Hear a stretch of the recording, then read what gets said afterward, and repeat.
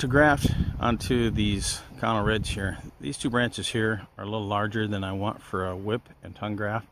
I've just cut both the ends off on these. You can see the green inner part of the bark.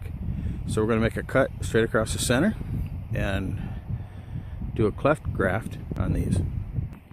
Now for our cleft graft, we've taken both sides of our scion here, trimmed it down to a point. Now we'll insert that into our cleft.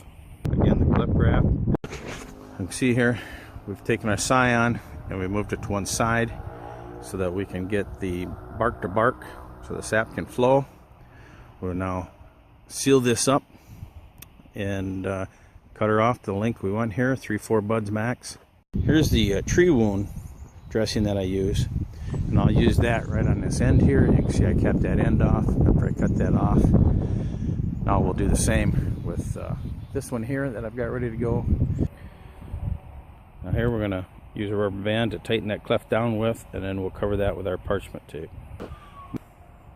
Now I've added the rubber band on that. What I like about rubber bands is you can pull them really tight. So now you've really got a tight branch. It's not going to come off with the wind, accidentally hit or anything. Now I can wrap this, cut off the length, and seal the end. Now I wrap this with a parafilm tape. Also, when you're wrapping the rubber band, start at the top and work backwards, because if you start from back here and work forward, you'll push that scion right out. Start back here, make sure it's locked in, work backwards, put good pressure on it, and wrap it with your tape here to seal everything up tight. Now we've taken our two scions, real small ones. Again, these are wealthy scions, and I will place one on each side of that cleft.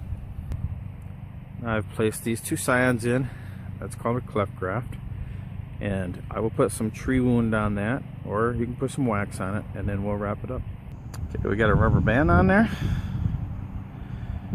We've sealed it with some tree wound. Again, if you got wax, use wax. And now we'll wrap it with our tape.